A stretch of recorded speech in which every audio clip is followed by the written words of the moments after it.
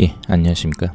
오늘은 중국차 관세 부과에 관하여 한번 얘기를 나눠보겠습니다. 저는 기본적으로 분쟁에 대한 마인드는 내가 이기는 것을 바라지 않습니다. 예, 내 가족이 이기는 것을 바라지 않고요. 내 나라가 이기는 것을 바라지 않습니다. 나와 내 가족 그리고 내 나라가 정의롭고 공정하기를 바랍니다. 그리고 공정과 정의가 승리하여야 한다고 생각을 합니다. 우선 테슬라와 BYD 닮은 점을 한번 살펴보겠습니다. 일단 최근에는 테슬라에 대한 과소평가가 조금 덜해지긴 했지만 기본적으로 우리 한국인은 테슬라와 BYD를 과소평가합니다. 예를 들어 품질이 형편없다. 테슬라 천장 유리가 탈락되거나 그리고 바퀴가 빠지거나 그리고 단차가 있거나 등등, 그리고 자율주행에 결함이 있거나 등등등등 여러가지 결함에 대해서 품질이 형편없다 라고 합니다. 그리고 중국 전기차에 대하여도 품질이 형편없다 라고 합니다. 그리고 품질이 형편없고 상품성이 없다면은 자연스럽게 한국 시장에서 판매가 안 될 것인데도 불구하고 테슬라는 보조금 정책으로 그리고 중국 전기차는 관세 정책으로 하여 한국 시장에서 판매가 어렵게 만듭니다. 그리고 테슬라와 BYD에 대하여 차 팔아서 돈 버는 것이 아니다 라고 합니다. 예를 들면 테슬라 같은 경우는 탄소 배출권을 팔아서 돈 버는 거다. 중국 전기차는 부당한 국가 지원금이 없으면 돈을 벌 수 없다 라고 합니다. 특히나 중국 전기차에 대해서는 이 부당한 지원금을 이유로 하여 관세를 부과하려고 하는데 몇 가지 의문이 있습니다. 하나는 우리는 전 지구적으로 환경을 위한 노력을 하기로 하였습니다. 그리고 그것을 어떤 협정으로 정해 놓았죠. 물론 강제력은 없겠지만 어떤 나라는 2025년까지, 어떤 나라는 2030년까지 등등등 환경을 위하여 그 전기차에게 혜택을 주고 그리고 내연기관차에 불이익을 주는 그러한 정책들을 많이 진행되고 있습니다. 전기차 개발을 위한 노력은 그 국가적인 차원으로 보면은 중국보다 빠른 기업이 있었을까, 적극적인 기업이 있었을까 싶습니다. 제가 알고 직접 경험한 바로는 최소 2009년부터 중국의 국가 중점 사업이었습니다. 자율주행과 전기 자동차는 말이지요. 제가 2005년도부터 2010년도까지 머물면서 TV에서 바이두라든가 등등등이 개발하고 있는 자율주행차 그리고 국가적으로 개발하고 있는 전기 자동차에 대하여 다큐멘터리를 심심치 않게 TV에서 시청할 수 있었습니다. 우리는 전 지구적으로 동의하는 사항 아닙니까? 환경을 위하여 단기적으로는 우리가 희생을 하거나 단기적으로는 손실이 있음에도 불구하고 환경을 위하여 전기차 개발 장기적인 관점에서 모두 동의한 사항입니다. 그 목표에 가장 적극적으로 움직인 국가는 그리고 기업은 대부분이 중국에 있죠. 테슬라를 제외하고는. 그럼 오히려 우리가 그 부분을 높게 사야 하는 것 아닐까요? 어떤 나라는 본인 나라의 기득권, 내연기관차의 기득권과 그것을 지키기 위해서 이러한 전환을 늦추려고 하고 있습니다.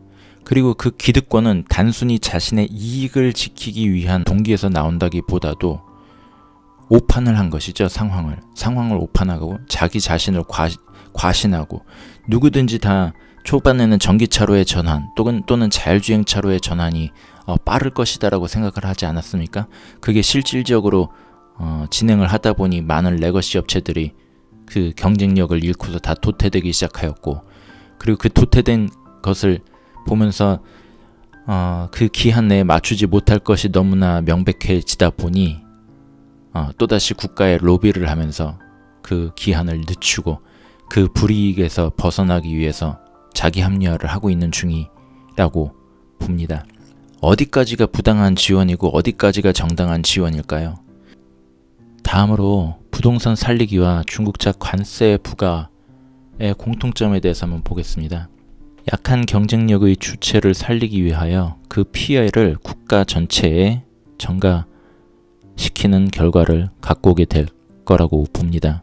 부동산을 살리기 위해서 우리가 금리를 낮추고 그로 인해서 미국과의 금리 격차가 2% 이상 나기 시작하면서 현재는 뭐 1.5%이긴 하지만 결과적으로는 금리는 낮아지지만 물가는 오르고 그로 인해서 최종적으로 부동산 가격만 현재 버텨지고 있는 것처럼 보이지만 부동산을 제외한 전방위적인 영역에서 다 피해를 보고 있는 이러한 사태가 되는 것처럼 중국차에 관세를 부과함으로써 현대기아차는 거기에서 이득을 볼 수 있을지 모르겠지만 단기적으로 하지만 국가 전체적으로는 또다시 피해를 입게 될 것입니다.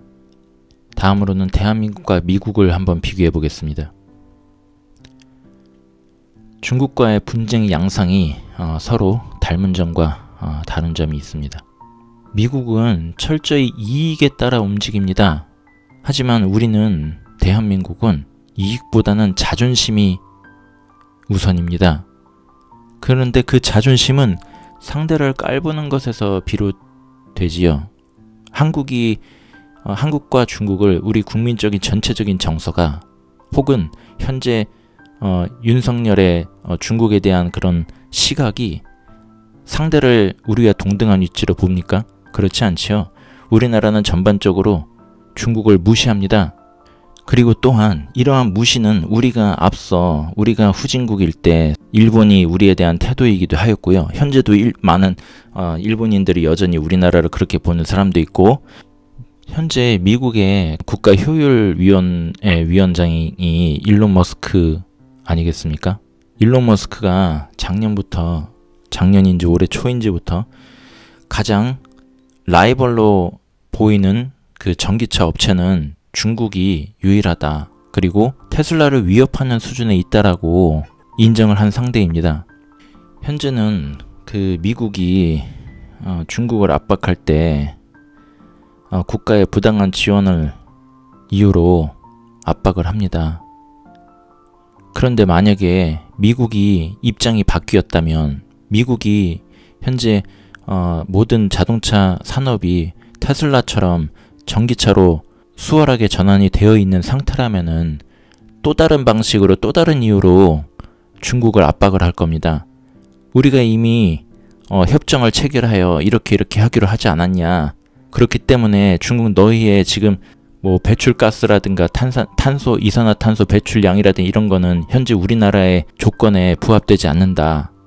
라고 하면서 기존에 있는 법률 또는 새로 법률을 만들어서라도 더 강하게 타국을 압박할 것입니다. 또한 이렇게 그 국가적인 압박뿐만이 아니라 현재 이미 진행되고 있지만 애플 같은 경우는 기본적으로 2050년까지 달성을 목표로 한 아리백을 20년 앞당겨서 2030년에 도달할 것을 목표로 하고 있습니다. 그래서 현재 애플과 그 애플의 협력업체는 모두 이 기준에 부합되도록 필사적으로 노력을 하고 있고요. 구글에게도 마찬가지고 미국의 기업이 경쟁력을 갖추는 순간 완전히 또 다른 타국을 압박하는 수단이 될 것입니다. 미국은 국가가 그렇게 싸워도 미국의 대표 기업인 애플과 테슬라는 오히려 중국과 더 잘 지냅니다. 정부 간의 그런 충돌이 기업이라든가 경제적인 충돌로 이어지지는 않습니다. 근데 우리나라는 그렇지 못하죠. 정부와의 감정이 나빠지고 국민과의 감정이 나빠지면 기업에게도 아주 치명적인 결과를 불러오게 됩니다. 우리가 원하는 것이 상대방과 감정적으로 싸워서 이기는 것입니까? 그래서 감정적으로는 내가 싸워서 이겼는데 그 싸움을 통한 이득은 주변의 일본, 베트남, 미국, 다른 나라들이 다 이득을 보게 되는 것을 바라는 것일까요? 우리의 제일 무역국은 중국인데 중국과 무역에서 파탄이 나면은 우리는 그 공백을 어디서 메꿉니까? 다른 나라들의 대안이 있습니까?